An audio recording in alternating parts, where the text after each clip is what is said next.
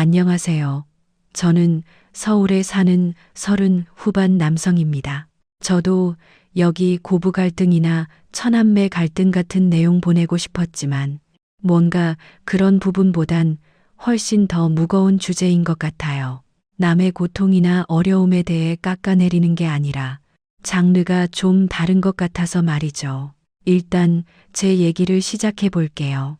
정확히는 저와 제 친구 얘기예요. 제 친구 지환이는 저랑 고등학교 동기였는데 둘 다 먼 곳에서 각자 학교 다니고 있었어요. 그 이유인즉슨 둘 다 공부를 되게 잘해서 그랬던 건 아니고요. 둘 다 공부 못했기에 먼 지역까지 학교 가게 된 거죠. 그때 한창 반에서 싸움 잘하는 애들이 많이 있었고 전 가급적 그 무리에 휘말리지 않고 싶었어요. 하지만 유독 시비 거는 녀석이 있어서 싸움이 붙었는데 이때 저를 슬쩍 빼준 게 바로 지환이었답니다. 야야야 살살해. 우리 여기서 더 문제 생기면 갈 데도 없어. 그래도 고등학교 졸업은 해야지. 싸우다 끝나는 게 아니라 우리 중졸로 끝난다니까. 냉정히들 좀 생각하자. 응? 이러면서 분위기를 바꾸는 바람에 다들 한창 날 세웠던 모습 낮추고 각자 길로 가게 됐어요. 그렇다고 해서 둘이 썩 사이 좋았냐 하면 그런 것도 아니에요. 이때 우연히 도움받긴 했지만 전 그냥 학교에 불만이 많았거든요. 아무리 똑같이 사고치고 성적 떨어지는 인간들의 집합소라지만 여기 안에서도 순위가 있더라고요. 약자를 괴롭히고 가난한 사람들 몰아붙이는 것들은 왠지 용서할 수가 없었어요. 일단 제 환경부터 썩 좋지 않았거든요. 제가 초등학생일 무렵 엄마와 아버지는 이혼을 하셨어요. 자식이라곤 딱 하나 저밖에 없는데 어떻게 그런 아들 내미를 두고 둘이서 매번 다투는 모습을 보여주었는지 몰라요. 그러더니 엄마가 어느 날 돌연 저에게 말씀하시는 거예요. 충재야, 엄마 너네 아빠랑 이혼할 거야. 정말 너한테 미안하다. 충재 너는 엄마랑 같이 살아나가면 돼. 너네 아빠 집에 관심도 없잖아. 너를 제대로 봐줄 수 있을 리가 없어. 아무튼 아빠랑은 이렇게 정리하려고 하니까 그렇게 알아라. 이러면서 갑작스레 이혼 선언을 하시니 어린 마음에 충격을 크게 받았어요.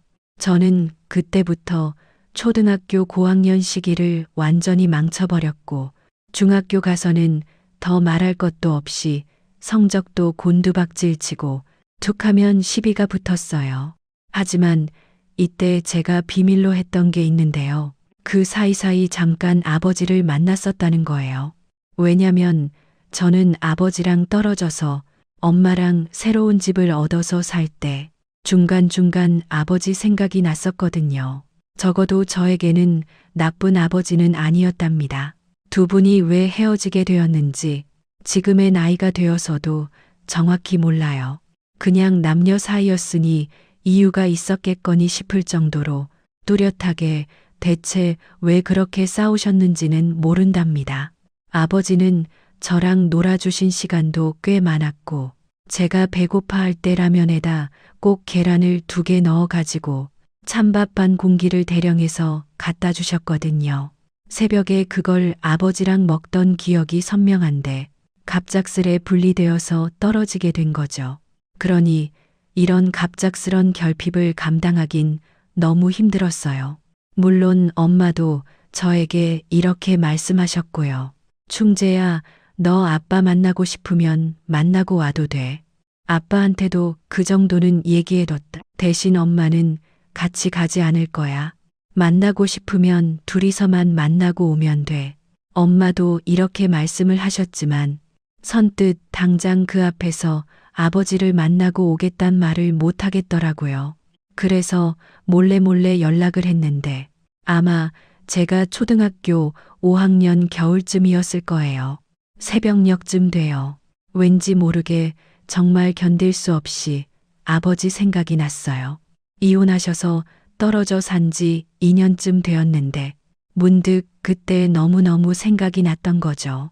새벽까지 아버지랑 같이 TV를 보고 라면 먹고 뒹굴던 기억이 나서 저도 모르게 그만 거실에 있는 전화기로 아버지에게 전화를 걸었어요. 그때 아버지의 약간 잠겨 있는 목소리를 듣자마자 눈물이 왈칵 쏟아지더라고요. 아빠, 나, 충재. 아버지는 제 말에 한참 답을 안 하고 계시더니 이내 헛기침을 하시고 다시 말씀을 하시더라고요. 충재야, 안 잤어? 왜 안 잤어? 이 시간까지? 뭐 하고 있었어? 아빠, 아빠 나 라면 먹고 싶어. 아빠랑 같이 TV도 보고 싶어.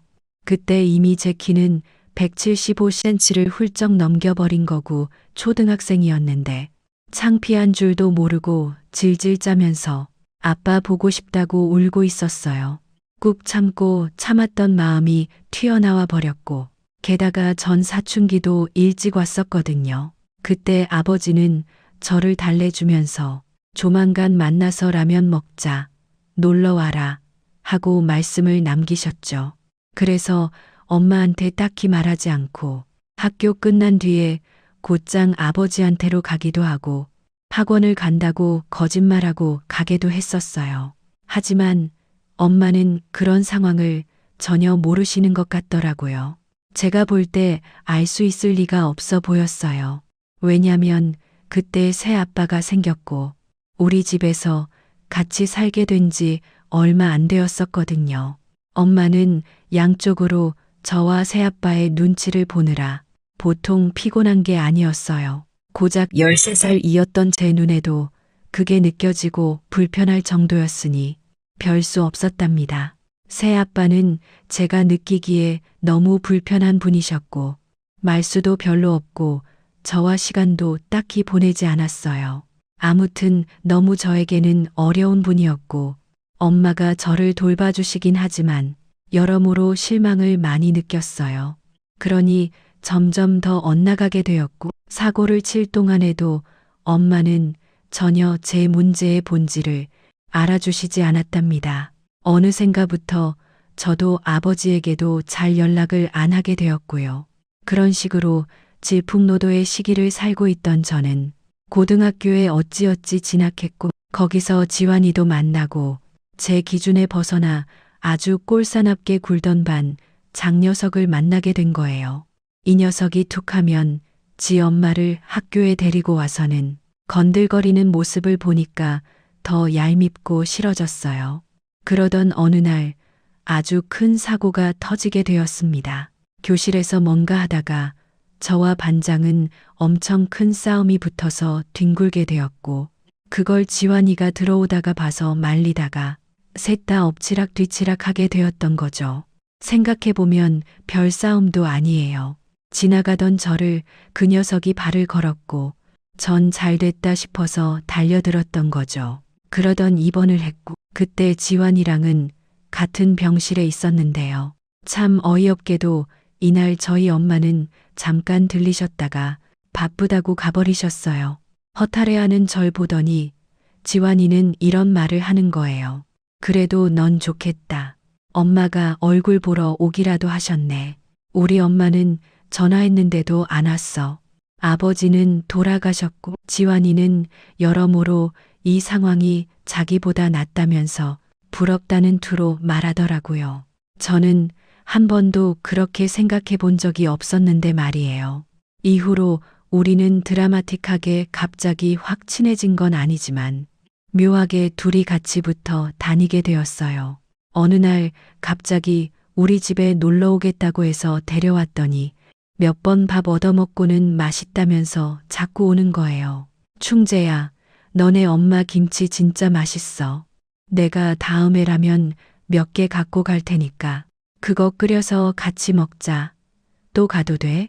하도 이렇게 말하는 통에 저도 어쩔 수 없이 데려왔고 엄마는 친구 데려온 걸 보고 반가워하셨죠. 그런데 이 친구가 와서 인사를 하려던 어느 날, 그날 마침 집에 새 아빠가 계셨어요. 지환이는 너무 아무렇지 않게 인사를 했고 새 아빠는 헛기침을 하시더니 그냥 나가버리시더군요. 이때 저도 방에 들어와서야 심호흡을 하고 말했어요. 괜히 말을 꺼냈나 싶을 정도로 무거운 침묵이 감돌게 되었고요. 저 사람 우리 아빠 아니야. 새 아빠야. 이렇게 밝히고 난 뒤 이후로 지환이는 더 이상 우리 집에 오지 않았어요. 아마도 그날 여러 가지로 불편해하는 제 모습이나 분위기를 견디기 힘들었던 거겠죠. 그럼에도 우리의 관계는 달라지지 않은 채로 계속 이어가게 되었어요.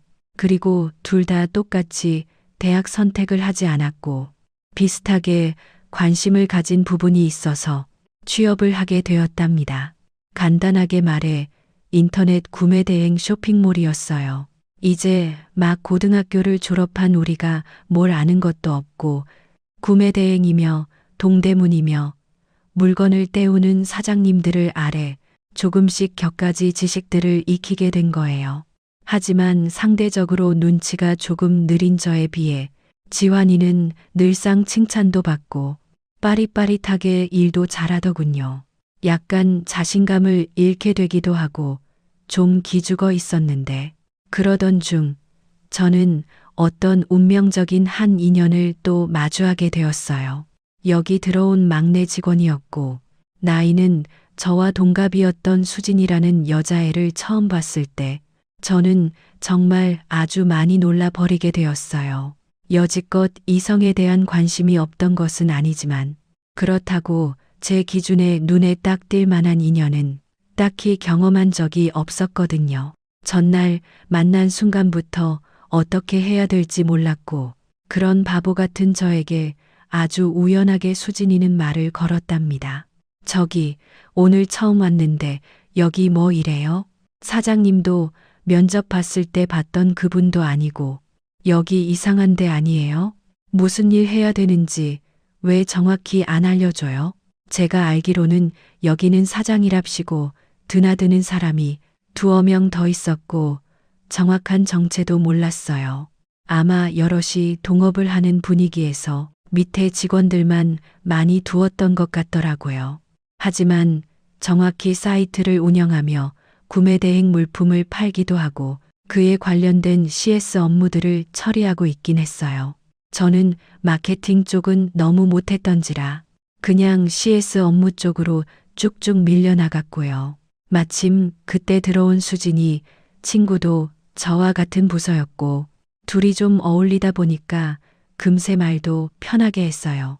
둘이 같이 점심을 먹기도 하고 왠지 그때마다 저는 이상한 감정이 들어서 기분도 나긋나긋해지고 극히 사랑이라는 감정이라는 걸 조금씩 인식하게 되었어요. 적어도 지환이가 영업과 마케팅 쪽을 돌다가 사무실로 들어서기 전까지는 말이에요. 그때까지만 해도 제 머릿속으로 온갖 상상의 나래를 펼치면서 감히 고백 같은 건 할 수 없지만 둘이 이렇게 좋게 지내고 싶단 생각만 그득하게 했었답니다. 그런데 말이죠. 지환이가 불쑥 사무실로 찾아왔던 날, 저처럼 키가 180이 넘는 데다가 멋스럽게 정장을 차려입은 채로 저를 불렀던 그날, 아무래도 운명의 장난이 일어나 버린 듯 했어요. 어디 있어? 야, 우리 뭔가 오랜만에 보는 것 같네. 밥 먹으러 가자. 이렇게 불쑥 들어왔는데 제 옆칸에 앉아있던 수진이도 동시에 고개를 들었던 거죠. 저는 그때 처음으로 제 눈으로 직접 마주하게 되었어요. 누군가와 누군가가 사랑에 빠지는 순간을 말이에요. 오롯이 저의 영역이라고 생각하고 설레어하며 몇 주 몇 달간을 조심스럽게 간직해왔던 감정을 쓱 빼앗겨 버리게 되었어요. 빼앗겨 버렸다기보단 그냥 제가 완전히 그들 사이에서 소외가 되어버린 거죠.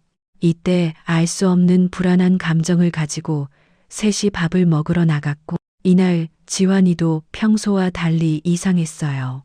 오래 만나온 친구 녀석이니까 단번에 뭔가 이상하다는 걸 알 수밖에 없었어요.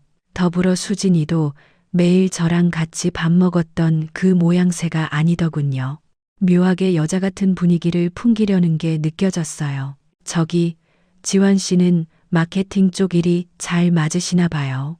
저는 충재한테 많이 도움받고 있어요. 아, 네. 저랑 충재는 친구예요. 고딩 친구랑 오래됐고요. 그럼 똑같이 말 편하게 할까요? 우리 반말할까? 이렇게 둘이 완전히 서로에게 빠져드는 모습을 하필이면 왜 제가 제일 가까운 로열석에 앉아서 관람하게 되었던 걸까요? 저는 속으로 제 자신을 얼마나 원망했는지 몰라요. 진즉 고백해버릴 걸. 아니면 그래도 소용이 없다면 나는 왜 새삼 지환인 녀석에게 몇 계단씩 밀리는 듯한 느낌을 받는 걸까 하면서 너무 괴로워졌어요. 수진이를 좋아하지 않았다고 해도 상당히 거북하게 끼어 있는 상태였을 텐데 심지어 저는 몇 번이나 수진이의 손을 잡아보는 상상을 했었거든요. 그 정도의 감정을 키워왔었으니 일순간에 갑자기 마음을 정리하기도 힘들었답니다. 이후에 다급해진 마음을 추스리고 초연하게 있으려고 했지만 지환이와 수진이는 눈에 띄게 가까워져만 갔어요. 이러면 안 되는데 저도 인생 최대의 용기를 내어 돌진하게 되었답니다. 그런데 상대를 잘못 골랐던 거죠. 수진이에게 고백을 하는 게 아니라 아주 바보 천치같이 지환이에게 용기를 내어 돌진했던 거예요. 할 말이 있다고 대뜸 붙잡고 제 생각들을 바쁘게 쏟아내 버렸어요. 애초에 고백할 대상이 완전히 틀려버린 거죠. 지환아, 너 수진이한테 감정 있어? 그런 것 같던데. 내 생각인가? 충재야. 왜 그래 보여? 나도 수진이 괜찮은 것 같아서 말이야. 조만간 사귀자고 말할까 생각하고 있어. 회사 안에서 만나기는 좀 조심스러운데 일단 만나게 되면 여기는 그만두게 하려고. 아는 다른 형네 회사 소개시켜줘서 거기서 일하게 할 생각이야. 참 저도 바보 같았던 게 왜 내 마음대로 이직을 시키냐. 그리고 수진이가 거기에 응할 거란 보장이라도 있느냐 따지지도 못했어요. 마음속으로 그런 말들이 왈칵 올라왔지만 저는 제 자신을 그렇게 누르고 삭혀가며 더 이상 말을 잇지 못했답니다. 결국 그해 회사를 이직한 것은 2명이었으니 한 명은 수진이었고 한 명은 저였어요. 그리고 전 얼마 안 돼서 집안 사정도 있었고 곧장 군대를 가버리게 되었답니다. 제 새아빠는 갈수록 저를 불편해하시는 통에 자주 집에서 부딪히게 되었고 안 그래도 전 예민한 때였거든요. 능력이 있다면 원룸이라도 구해서 나왔겠지만 그럴 상황도 못 되었고 심지어 엄마가 늘 앓는 소리를 해서 용돈도 드리고 있었어요. 제일 원망스러웠던 건 엄마가 결정적인 때에 그 새아빠 그 아저씨 편을 들었다는 거예요. 충재야, 왜 그렇게 고집을 부려? 아버지가 너 잘 되라고 하는 말이잖아. 좀 일일이 그렇게 따지지 말고 맞춰드리고 그래. 아휴, 엄마 너무 피곤하다. 여기서 너무 화가 났던 건 이례적으로 엄마가 아버지라는 단어를 썼다는 거예요. 나에게 아버지란 우리 아빠 김정명 씨 한 분인데 말이에요. 심지어 100번 양보해서 아빠의 절반 같은 걸 느낄 정도로 저와 새아빠가 뭔가 하면서 지내온 적도 없었어요. 그냥 한 집에 같이 사는 동거인이며 피로 이어지지 않은 아무런 상관없는 타인이었어요. 그런데 엄마는 다투는 저와 새아빠 사이에서 그쪽을 택한 거예요. 여러모로 다 구역질이 나고 싫어지고 친구랑도 소원해지고 일도 안 되고 대학도 못 갔고 여자랑도 잘 안 된 저는 군대로 도망가듯 움직였답니다. 얼마 안 돼요. 지환이도 입대했던 소식을 들었지만 굳이 연락하지 않았어요. 그리고 정말 호된 시간들을 거쳐 제대한 이후 전혀 다른 회사에 지원을 해서 들어가게 되었답니다. 그쯤 하도 지환이가 만나자고 연락을 해오길래 어쩔 수 없이 만났어요. 그리고 거기서 대뜸 아주 놀라운 소식을 듣게 되었답니다. 충재야, 나 결혼한다. 수진이랑 올 겨울에 결혼할 예정이야. 제대하자마자 결혼하려고 했는데 조금 늦어졌어. 너도 꼭 와서 축하해주라. 응? 하지만 저도 선뜻 대답을 못하겠는 게 왜 제대까지 하고 시간이 지났는데도 그 둘 얼굴 보기가 힘든 거예요. 지환이랑은 개인적으로 한 번 만나긴 했지만 수진이 사진을 보고 나니 더 마음이 아파오더군요. 하필이면 처음 봤을 무렵보다 물씬 물이 올라서는 완전히 착한 여자의 모습을 하고 있었어요. 게다가 둘이 미리 찍었다던 웨딩 촬영 사진을 보니 가슴이 꽤 거칠게 아파오더라고요. 결국 결혼식은 가진 핑계를 대고 가지 않았답니다. 미안해, 지환아. 축의금 보낼게. 친척 쪽에 일이 있어서 가야 하는 걸 깜빡했어. 신혼여행 다녀와서 또 보자. 이렇게 말을 한 뒤 저는 이후로도 거의 1년을 넘게 이리 피하고 저리 피하면서 도망을 다녔답니다. 이 눈치 없는 녀석이 자꾸 저를 불러대는 거예요. 충재야, 내가 친구라고 부를 만한 진짜 사람은 너 하나밖에 없는데 왜 그렇게 얼굴 보기가 힘드냐? 나 어느 정도 궤도에 오르고 자식도 생기니까 진짜 옛 친구가 보고 싶고 옛날 사람들 생각나. 우리 고등학교 애들 몇 명도 생각나고 그중에 내가 제일 보고 싶다고. 뭐가 그렇게 바쁘길래 안 만나주냐? 이렇게 말을 하는데 괜히 제가 나쁜 놈 같고 복잡한 감정이 들더군요. 이거 정말 안 될 것 같아서 저는 이때 제일 하면 안 될 최악의 선택을 하게 되었답니다. 바로 아직 마음속으로 잊지 못한 여자가 있는데 새로운 여자를 만났는지 말이에요. 이것만큼 최악인 인간은 연애사에 없을 거라고 생각하며 살아왔는데 그걸 제가 해버린 거죠. 이때 회사 친구가 괜찮은 여자가 있다고 해서 소개팅을 했고 하필이면 저는 수진이와 비슷한 분위기를 가진 그녀에게 마음이 끌리게 되었어요. 하지만 어디까지나 비슷한 사람일 뿐 수진이와는 엄연히 다른 인격체였던 거죠. 정미라는 여자였고 저는 일단 처음에는 호감을 갖고 만났답니다. 그런데 갈수록 점점 제가 부담스러울 정도로 호감을 표해오고 저랑 결혼을 하고 싶다는 거예요. 충재 오빠, 오빠는 결혼 생각 없어요? 나는 얼른 가정 꾸리고 싶어. 저번에 어머님께 내가 이런 말씀 드렸더니 너무 좋아하시던데 오빠가 장가갈 생각이 전혀 없어 보인다고 걱정하시더라고. 사실 그 말 들으니까 나도 너무 서운하고 마음이 좀 그랬어. 왜 나랑 만나고 있는데도 결혼할 생각이 안 드는 거야? 그럼 우리 언젠간 헤어질 거야?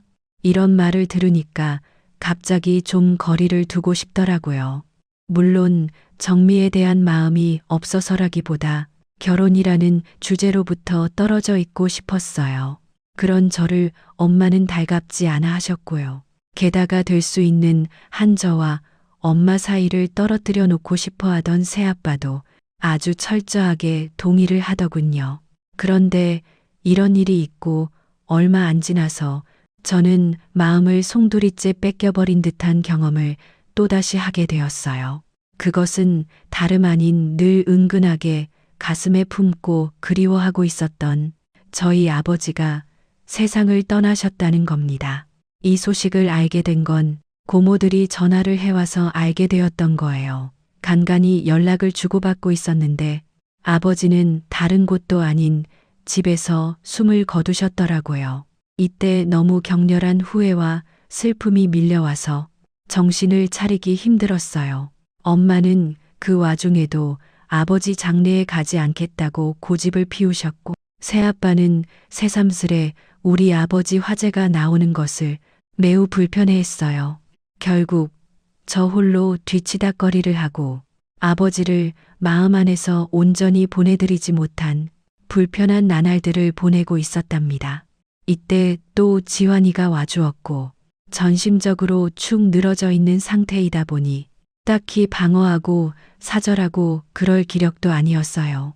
힘들어하는 제 옆에 며칠을 같이 있어주는 모습을 보며 조금은 다시 마음을 열게 되었답니다. 이러나 저러나 어린 시절을 추억할 수 있는 친구는 얘밖에 없었으니까요. 충재야, 나는 내 아버지 한 번도 뵌 적 없지만 그냥 좋은 분이셨을 것 같아. 너가 가끔 아버지에게 쓰니까. 그래서 나도 이렇게 온 거야. 너나 나나 형제자매도 없잖아. 이럴 때 같이 있어줘야지. 그러면서 꽤 오랜 시간 머물러 있다가 돌아갔어요. 그때 여자친구한테 연락도 하지 못했고 겨우 추스르고 연락을 하게 되었답니다. 이때에는 제가 마음이 많이 외로웠던 차라 여러모로 툭 건드리면 마음이 열렸던 때였답니다. 그래서인지 크게 마음을 주고 있지 않았던 여자친구가 갑자기 보고 싶었던 것 같아요. 하지만 세상사 다 제 맘 같지 않더라고요. 아니면 저는 그냥 매번 이렇게 늘 순번이 늦어지는 것일까요? 제가 연락했을 때 아주 차가운 대답이 돌아왔어요. 충재 씨, 무슨 일이야? 하도 연락이 안 되길래 우리 이미 헤어진 줄 알았어. 미안한데 별일 있었다고 해도 나는 그쪽이랑 다시 만날 생각은 없어. 생각보다 너무 냉정하게 자르는 대답이 돌아와서 좀 민망할 지경이었어요. 상당히 거칠게 헤어짐을 당했다는 생각을 하면서 집으로 돌아왔고 더 마음이 허하던 차에 충격적인 사실을 알게 되었답니다. 저에게 이 친구를 소개시켜 주었던 회사 친구에게 연락이 온 거예요. 이 얘기를 듣지 않았다면 저는 바보같이 그냥 제 잘못으로 차였다고 생각했을 거예요. 조기, 충재야, 미안해. 이거 다 내 잘못이야. 알고 보니까 그 이정미 씨 말이야. 자기네 회사 부장이랑 그런 사이였다네. 거기 다니고 있는 사람이 내 친구 지인이야. 근데 유명하다고 하더라고. 난 그런 것까지는 잘 모르고 소개시켜줬어. 얼마 전에 그 부장 사모가 쫓아와서 아주 한바탕 휩쓸고 가고 거기 끌려가고 장난도 아니었대. 내가 알기로는 충재 너랑 꽤 만났던 것 같은데 그런 건 전혀 몰랐던 거지? 이 말을 들으니 그렇게까지 애정을 줬던 여자도 아니지만 참 기가 차는 거예요. 회사 부장과 불륜 사이였던 중에 저라는 새로운 남자를 만나서 그렇게 맹목적으로 쫓아다녔던 걸까요? 정확한 심리 상태는 모르겠지만 아마 불안한 연애를 하고 있으니 빨리 안정적인 가정을 새로 꾸리고 싶었던 것 같아요. 아무튼 기가 막히고 코가 막히는 시점을 떠나 이 여자를 보내주고 나서 참 많이 허무하더라고요.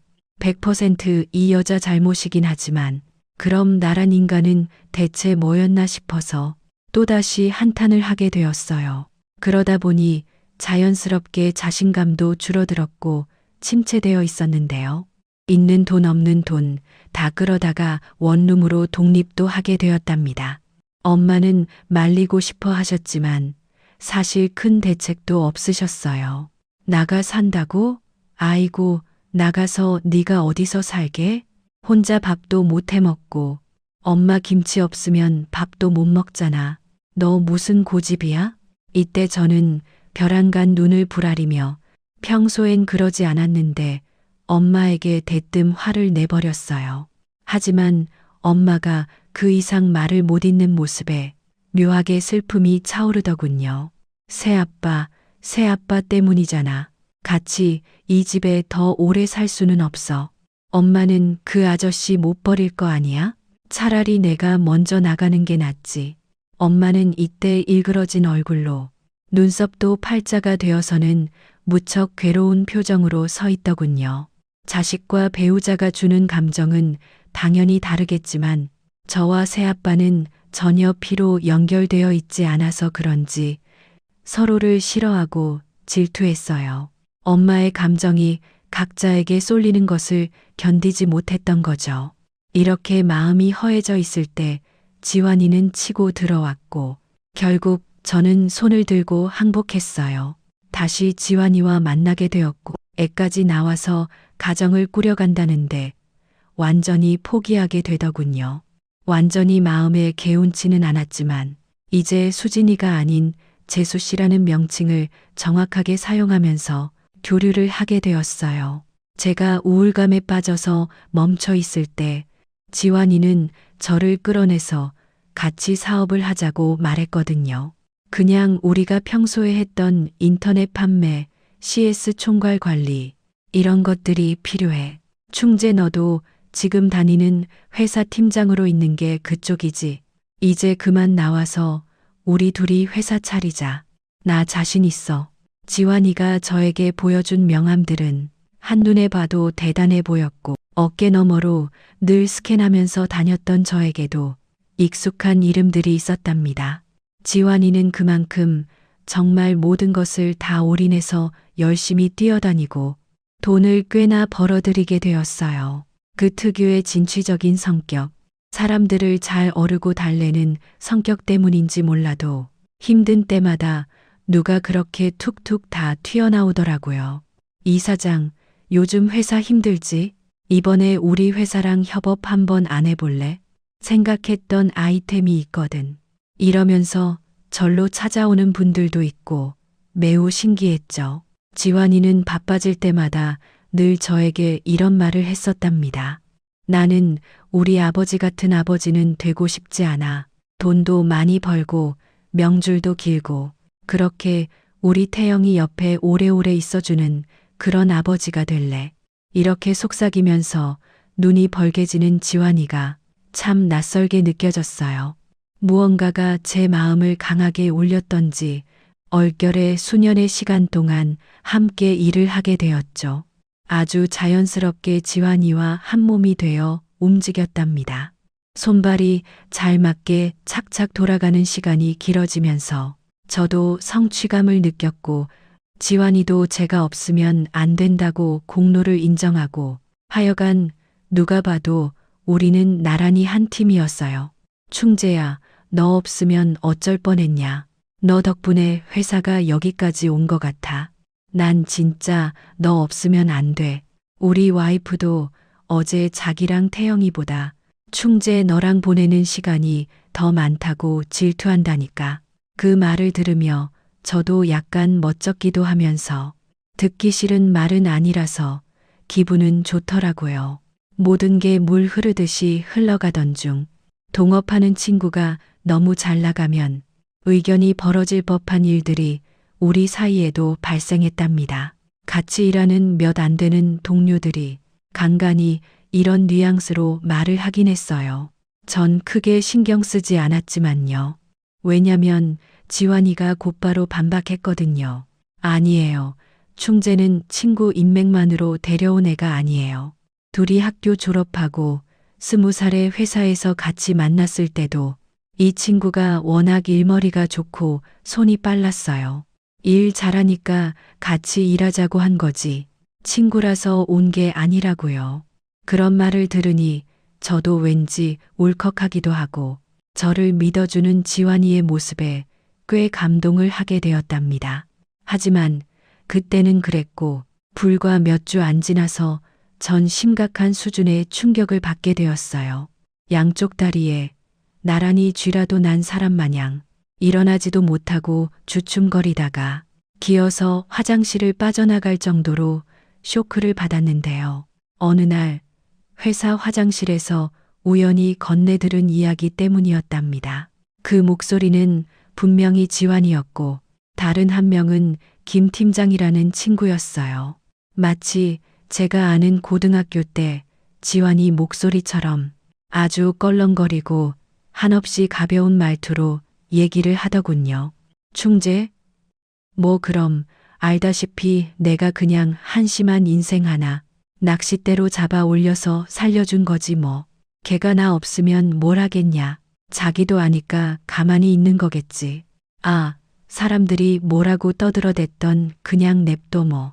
이런 말 자꾸 나오면 나나 충재를 둘째치고 김 팀장도 이럴 때 골치 아파. 이래서 사생을 오프는 피곤하다니까.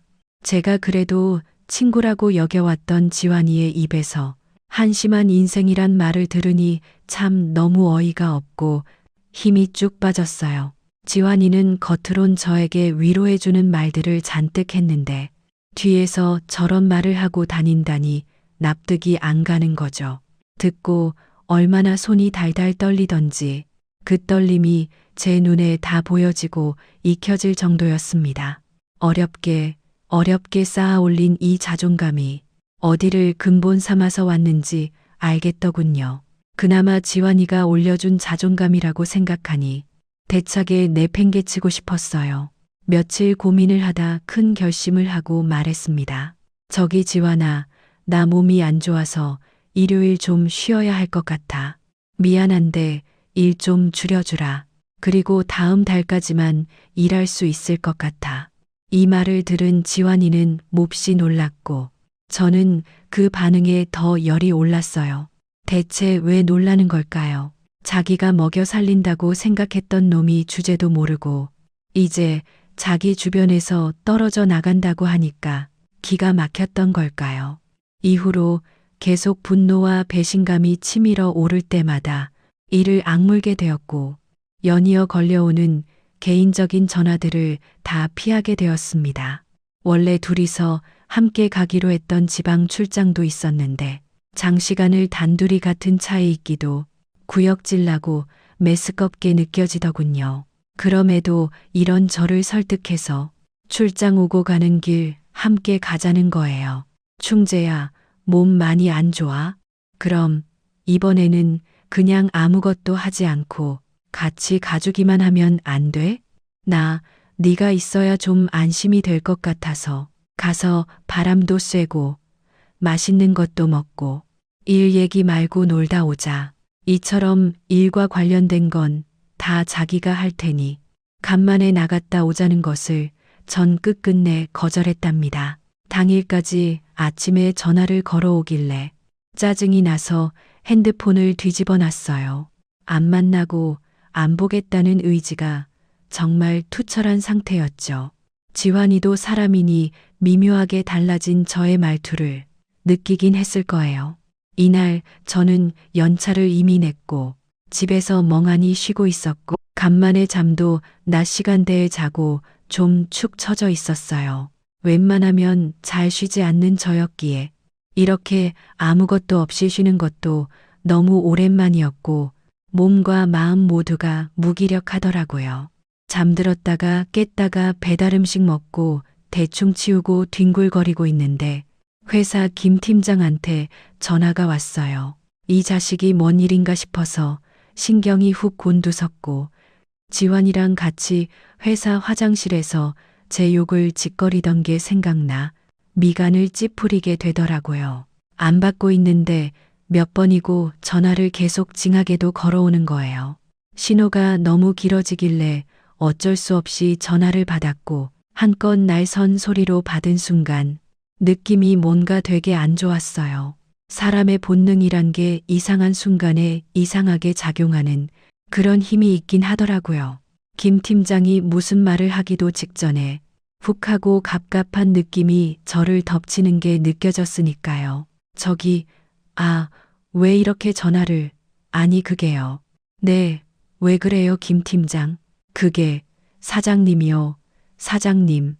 사장님이 사고가 나셨어요. 말을 제대로 못 이어가던 김 팀장은 엄청난 긴장을 안고 머뭇거리더니 겨우 끝을 맺더군요. 돌아가셨다고 합니다. 네, 뭐야. 순간적으로 머리가 텅 비어서 완전히 깨끗해져 버린 듯한 느낌이 들었어요. 이후로는 저도 모든 기억이 뒤죽박죽 되어 있는데 그 길로 옷을 대충 구겨 입고 뛰쳐나가서 택시를 타고 가는 동안 많은 이들과 통화를 했던 것 같아요. 그러다가 병원에 도착했고 너무나 까있는 수진아니 재수 씨와 조카를 봤거든요. 귓속에서 왱왱거리는 소리가 계속 들려오는 데다가 바람 빠지는 소리도 나고 아무튼 제정신이 아니었어요. 본능적으로 택시를 타야겠다고 생각한 것도 이 정신으로 운전대를 잡았다간 저도 큰일이 날 것 같았거든요. 이렇게 제정신이 아닌 상황 중에 진상을 확인해 본 결과 그간 통화한 몇몇의 사람들의 내용은 다 실제 정황과는 조금씩 달랐어요. 어디서 어떻게 사고가 났는데 저마다 정확한 원인을 콕 집어서 말하지는 못하더군요. 저도 급기야 재수 씨를 통해서 듣게 되었고 고속도로 터널 안에서 끔찍한 교통사고가 일어나서 즉사했다는 내용으로 결론을 맺게 되었답니다. 이후로 저는 말할 수 없이 찝찝하고 불편하며 괴로운 감정에 시달리게 되었어요. 뭐랄까 죽음이라는 것이 정말 순식간에 아주 차갑게 제 볼을 슬쩍 밀고 지나가 버린 느낌이 들었거든요. 약간 손으로 만져본 느낌이랄까. 평소에 별일 없었다면 저는 정말 그 차를 타고 같이 갔었을 거예요. 거의 200%의 확률이었거든요. 그런데 너무나 우연하게 제 험담을 건너듣는 일이 생겨서 피하게 되었고, 그렇게 혼자 지방에 내려가던 지환이는 출장지에 다 못 가서 그런 참변을 당하게 되었습니다. 지환이에 대한 배신감, 증오감, 미움, 복수심 같은 것들이 매일같이 다른 색깔로 복잡하게 올라와서 괴로웠는데요. 장례식장에서 그의 얼굴을 보니 뭔가 더 움직일 의욕도 생각도 들지 않았어요. 저와 마찬가지로 이 현실을 억지로 받아들이고 있는 재수 씨와 이제 막 10살이 되어 있던 조카 태영이가 어정쩡하게 장례식장 자리를 지키고 있었고요. 뭐랄까 한 가지로 정리할 수 없는 그런 감정을 가진 채 저는 어영부영 집안의 폐인처럼 머물다가 회사도 잘 안 나가고 있었는데요. 그러던 중 회사 이사장이며 재수 씨한테도 이러저러하게 연락이 왔어요. 아무래도 지환이가 없는 빈자리를 가장 잘 알고 같이 붙어 다니던 제 도움을 받아서 조금이라도 보완을 했으면 하더군요. 어차피 사장은 제가 아니고 이사장이며 운영진은 다 따로 있었으니까 딱히 제가 막 뛰어들어서 할 일은 없었어요. 그나마 이사장은 저랑 교류가 있었기에 따로 만났고 이런저런 얘기를 나누던 중 조금 당황스러운 말을 듣게 되었어요. 이 말을 듣고 서둘러 일을 마무리한 후 집에 와서 또 넋이 한참 나가 있었답니다. 사장 말이야, 되게 힘들어 보였어. 자네도 알지? 공황장애며 몸이 안 좋아가지고 약 먹고 있었던 거. 조금 안에서 해서 운영진들끼리 패를 다니고 그 밑에 조무래기들은 눈치 보고 여기 붙고 저기 붙고 아주 그놈의 정치질 사람 피를 말려. 밖에 일도 머리 아파서 숨 막히는데 말이지. 게다가 팀장들이 여기서는 나 김 팀장이랑 안 팀장 그놈들 아주 서로 아부에다 대고 어떻게든 누구 끌어내리고 올라가려고 눈이 시뻘개져 있잖아. 사실 자네 위치도 되게 간당간당했어. 그 자식들이 엄청 사장한테 자기 얘기하면서 떠보고 그랬거든. 자네뿐만이 아니라 박 부장도 그렇고 엄청 그 사이에 이간질이며 정치질 도마에 올라서 장난 아니었다고. 대충 흐름은 알았지만 정확히는 몰랐던 걸 보니 제가 너무 순진하게 지환이를 믿고 일에만 집중했었던 것 같아요. 아니, 내용을 자세히 들어보니까 지환이가 저를 커버해 주었던 부분이 있는 것 같더라고요. 하여간 사장이 자네를 형제처럼 생각하고 하는데 그걸 갖고 어지간히 말 많았지. 낙하산이다, 줄을 잘 섰다, 온갖 험한 말들이 많았어. 사장도 감싸고 어쩌고 하다가 이 더러운 판에서 그런 듣기 좋은 말은 아무런 힘이 안 된다는 걸 알았겠지. 하여튼 나는 그 짓거리가 싫어가지고 이사장 노릇만 하고 깊이 들어가지는 않게 되더라고. 여기서 뚜렷하게 듣게 된 내용은 아니었지만 어쩌면 정말 막연하게 어쩌면 지환이가 그날 김 팀장과 화장실에서 나누었던 이야기가 100% 사실 그 자체였을지 잘 모르겠다는 거예요. 들어보니 김 팀장을 썩 좋아하지도 않고 경계하고 있었고 꽤 가까운 관계인 이사장조차 지환이가 저를 많이 신경 썼다고 알고 있었으니까요. 그러니 이 모든 정황을 들어보고 난 뒤 저의 추측으로는 이제 더 이상 지환이에게 따져 물을 수 없으니 스스로 결론을 내릴 수밖에 없는데 자기 딴에는 저를 생각해서 회사 인간들 사이에서 욕먹지 않도록 자기가 나서서 제 욕을 하고 그러면서 남들이 저를 더는 신경 쓰지 않도록 뒤로 슬쩍 빼내준 게 아닌가 그런 생각이 들었네요. 그게 맞다면 좋겠다는 생각을 한참 했습니다. 아무튼 확실하건 아니건 간에 이제 지환이에 대한 악감정은 크게 남아있지 않은 상태였어요. 저는 슬쩍 훑고 지나간 듯 했던 죽음의 차가운 그림자와 순식간에 모든 곳에서 자취를 감추게 되어버린 지환이의 존재감, 그 많은 것들이 절 무겁고 불편하고 괴롭게 만들었거든요. 그리고 이후로 아마 재수 씨와 조카가 걱정되어서라기보단 어쩌면 혹시 모를 어떤 죄책감을 조금은 풀어보고자 혹은 이 말할 수 없는 허함을 조금 채워보고자 그들 모자를 챙기게 되었던 것 같아요. 본래 지환이가 있을 땐 이렇게 왕래가 많지 않았지만 조카 태영이도 저를 알고 어느 정도 교류가 있고 하다 보니 자주 보게 되더군요. 장례식장에서 아무리 초등학교 3학년이고 등치가 크다지만 안 어울리는 상복을 입고 우두커니 서 있는 녀석을 보니 너무 마음이 안 좋았어요. 저는 한창 때 나이가 되어서 나름 어른이라는 인식을 갖고 있는 중에 아버지를 보냈는데도 너무 괴로웠거든요.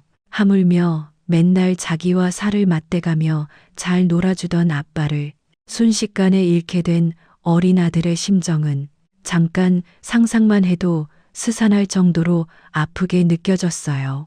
그러니 저도 몇 번 태영이와 따로 시간을 보내기도 하고 태영이도 제 앞에서 억지로 괜찮은 듯 애를 쓰더군요. 삼촌 이거 게임 할 줄 알아요? 저 이번에 해봤는데 생각보다 쉬워요. 이렇게 둘이 앉아서 나란히 게임도 하고 지네 집과 비교도 안 되게 자꾸 좁아터진 우리 집에 불러서 놀다가 재우기도 했었어요. 이 무렵쯤 재수 씨에게 건네들은 말이 있어서 그런지 좀 마음이 쓰였거든요. 충재 씨, 저도 저지만 태영이가 잠을 못 자요. 학교에서도 무기력한 것 같고 애가 속으로 엄청 골마 있던 것 같아요. 그래도 충재 씨랑 만나고 놀다 오면은 애가 피곤해서 그런지 어떻게든 자더라고요. 너무 죄송하지만 제가 좀 주변 정리를 할 때까지만 가끔 그렇게 데리고 재우시고 그러면 안 될까요? 이 말을 하는 재수 씨는 엄청 피폐하고 지쳐 보였고 도통 신경 쓸 일이 한두 가지가 아닌 것 같더라고요. 지환이가 하던 일들을 이 사회에서 어찌어찌하고 회사가 굴러가도록 한다지만 특별히 사전에 준비가 되어 있었던 일이 아니고 모든 게 갑작스러웠으니까요. 그리하여 제가 태영이와 같이 놀아주기도 하고 우리 집에서 주말에도 잠도 재우고 하던 그 사이 엄마가 몇 번 다녀가시더니 이후에 따로 전화를 걸어오셨어요. 좀 짜증나는 얘기지만 엄마 심정도 이해는 가더군요. 너 말야, 내 친구 지환이 일은 참 안 됐지만 너도 내 살 길은 생각해야지. 언제까지 그렇게 나이만 먹을래? 너도 작정하고 장가도 가고 어디 가정도 꾸려야지. 그 집이랑 놀아주는 것도 그 집 문이 쪽 쫓아다니는 것도 적당히 해. 아무도 안 알아준다. 너. 엄마도 이제 몸 아프고 몸 성치가 않아. 자식 하나라고 있는데 제대로 인간 노릇하는 것 좀 보여주라. 응. 하도 이렇게 연달아 고집을 부리시는 통에 어쩔 수 없이 선을 보겠다고 했어요. 솔직히 그런 것 따위 전혀 내키지도 않았지만 말이에요. 그런데 마침 이런 내용을 태영이가 들었던 건지 재수 씨가 저한테 어색하게 이런 얘기를 하는 거예요. 저기 충재 씨, 이제 안 오셔도 돼요. 듣자니 선도 보신다는데 그러게요. 결혼도 안 하신 분을 이제 새로 가정도 꾸리고 하셔야 되는데 우리가 너무 염치도 없이 붙잡고 있었네요. 죄송해요. 이 말에 약간 서운함이 훅 올라오기도 했지만 재수 씨 본인이 저렇게 정색을 하고 말을 하니 어쩔 수 없겠더군요. 그리하여 발길을 끊고 저는 저대로 예정된 선을 보긴 했었어요. 하지만 역시나 더 이어갈 마음은 들지 않았고 또다시 전 제자리로 돌아와 잠깐 멍하니 며칠을 보냈답니다. 어째 앞으로 더 나아가지도 그렇다고 뒤처질 수도 없는 한때를 보내고 있었어요. 그런데 주말쯤에 갑자기 태영인 녀석한테 전화가 와서는 놀러 오면 안 되냐고 하는 거예요. 삼촌, 놀러 오면 안 돼요? 엄마는 할머니네 간다는데 그냥 잠깐 와서 나랑 게임하고 가면 안 돼요? 나 집에 혼자 있기가 무서워요. 이 말에 저도 약간은 태영이 생각이 나기도 하고 좀 마음이 그렇더라고요. 이러면 안 되는데 재수 씨랑 한 약속이 있는데 어쩌고 하면서도 결국 몸을 움직이게 되었어요. 근데 그만 입구에서 재수 씨를 마주쳤고 저랑 눈이 마주치자마자 꼭 울 것 같은 표정을 하고 있더라고요. 그 표정을 보고 저도 선뜻 놀라서 이거 곤란하게 됐다 싶었어요. 오지 말라 소리는 했는데 오다가 들켰으니 본인도 되게 난감한 듯 보였거든요. 재수 씨 미안해요. 태영이가 혼자 있기 무섭다고 했는데 들러서 잠깐 태영이 얼굴만 보고 올게요. 오지 말라고 했는데 미안해요. 그러자 재수 씨는 고개를 푹 숙인 상태로 저를 살짝 올려보더니 한숨을 팍팍 내쉬는 거예요. 그렇게 문 앞에서 어설프게 태영이를 부르는 저에게 고개를 양쪽으로 세차게 흔들더니 이런 말을 꺼내는 거예요. 솔직히 이 상황에 타이밍에 전혀 어울리지 않는 말이라서 전 꿈이라도 꾼 줄 알았어요. 현실감이 도통 없어서 말이에요. 근데 그게 무슨 저를요? 네, 충재 씨, 제가 왜 저를? 그 짧은 텀 안에 재수 씨 입에서 나온 말은 참으로 당황스럽고 가슴이 펑펑 울려대는 말이었어요. 감동적이고 진한 그런 얘기라기보단 너무 생뚱맞으면서도 한편으로 저도 생각을 안 해본 적은 없었던 다소 위험한 이야기 말이에요. 저 충재 씨에 대해 감정이 있어요. 좋아. 아니 사랑. 그래서 오시지 말라고 한 거예요.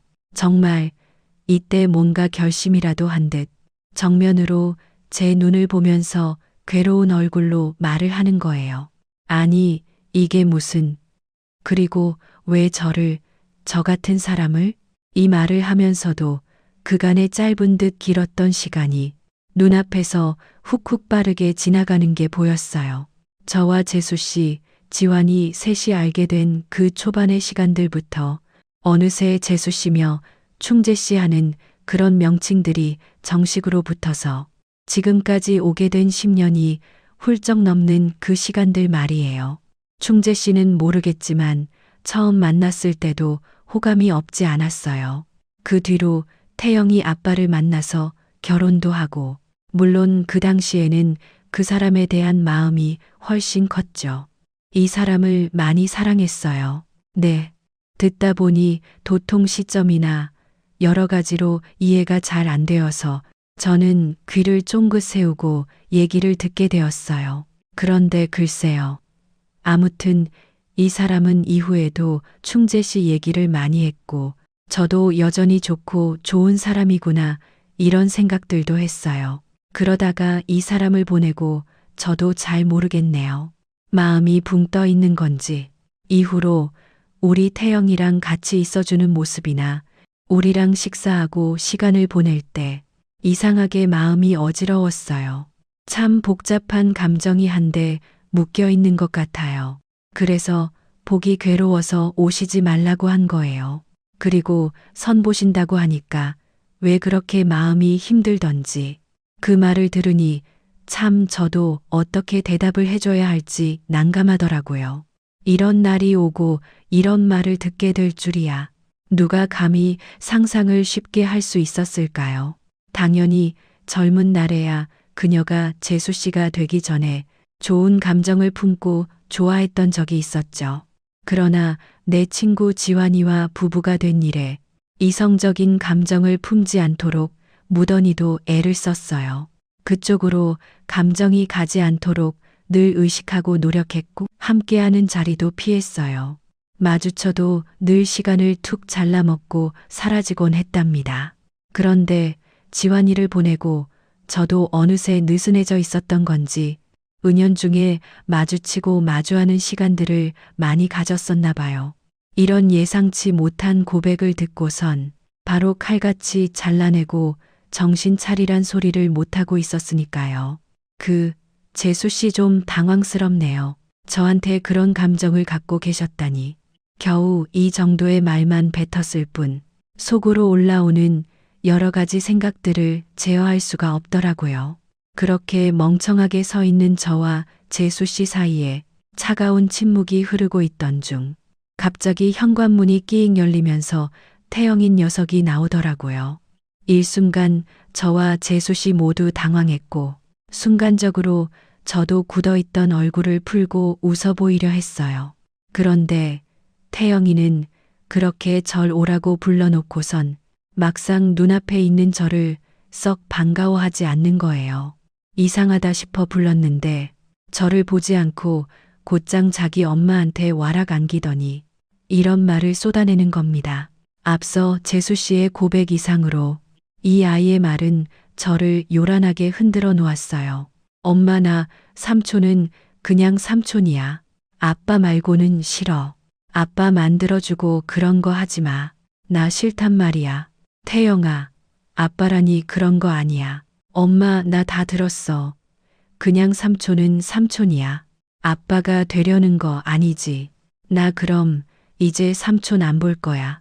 이 둘은 제 앞에서 어지럽게 신경전을 벌이고 있었고 그런 모습을 보고 있자니 머리가 멍해지더군요.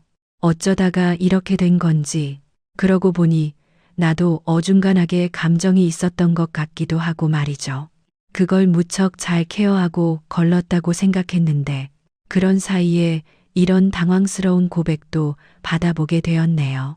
시기도 시기고 하물며 지환이가 남겨두고 간 자식도 있고 지환이에 대해 날 서 있던 복수심도 어느 정도 허물어져 있는 요즘에 왜 저는 아주 잠깐이라도 마음이 요동쳤던 걸까요?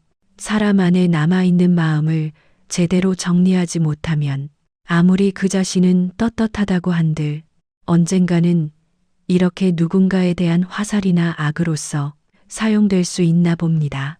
결코 태영인 녀석을 상처 줄 생각도 없었고 재수 씨를 혼란스럽게 하고 싶지도 않았으며 하물며 나중에 지환이에게 죄될 만한 일을 하고 싶은 생각은 절대 없었어요.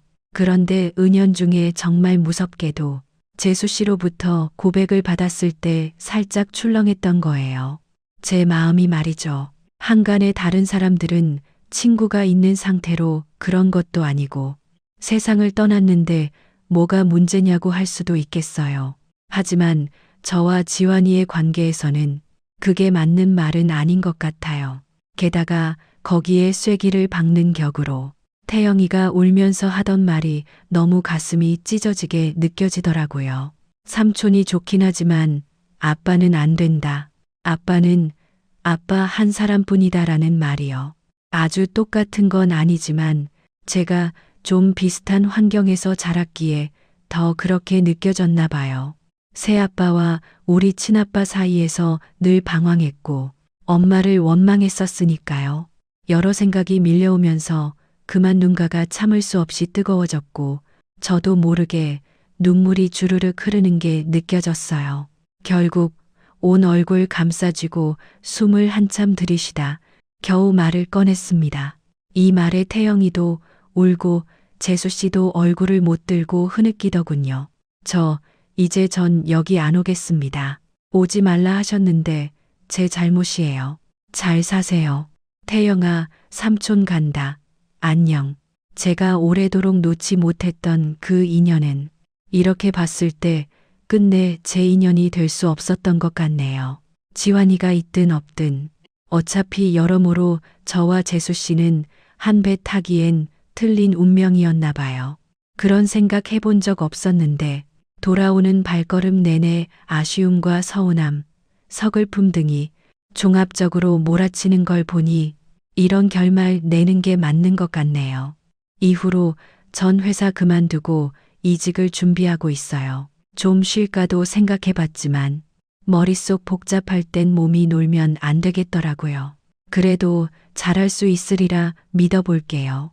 여기까지 제 얘기 들어주셔서 고마워요.